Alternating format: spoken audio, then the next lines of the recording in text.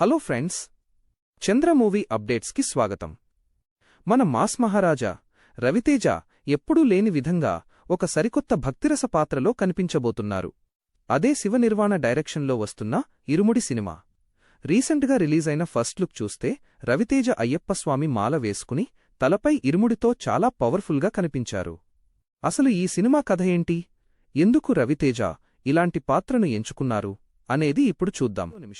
Friends, ఈ cinema కేవలం భక్తి సినిమా మాత్రమే కాదు, దీని వెనుక ఒక అద్భుతమైన తండ్రి కూతుళ్ల సెంటిమెంట్ ఉందట.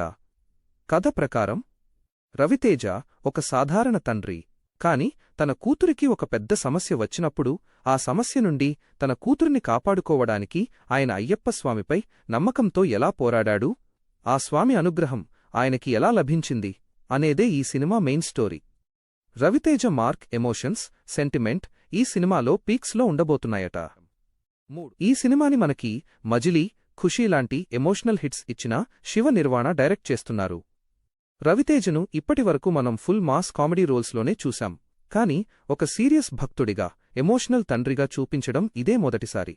ఇందులో రవితేజ సరసన ప్రియా, భవానీ శంకర్ నటిస్తుండగా సాయికుమార్ ఒక ముఖ్య పాత్రలో కనిపిస్తున్నారు. మైత్రీ మూవీ మేకర్స్ ఈ సినిమాని ఎక్కడా కాంప్రమైజ్ కాకుండా నిర్మిస్తున్నారు. ఇక ఈ సినిమాకి ప్లస్ పాయింట్ మ్యూజిక్ డైరెక్టర్ జీవి ప్రకాష్ కుమార్. రీసెంట్గా వచ్చిన ఇరుముడి కట్టు సాంగ్ మీరంతా వినే ఉంటారు, అది ఆల్రెడీ భక్తుల్లో మార్మోగిపోతోంది. ఈ సినిమాని వచ్చే నెల ఆగస్ట్ 21, 2026న థియేటర్లలో గ్రాండ్గా రిలీజ్ చేయడానికి మేకర్స్ అనౌన్స్ చేశారు. అదే సమయంలో నాని సినిమాతో ఇది క్లాష్ అయ్యే ఛాన్స్ కూడా కనిపిస్తోంది. మాస్ మహారాజా రవితేజ ఇరుముడి లుక్ మీకు ఎలా అనిపించిందో కింద కామెంట్ చేయండి.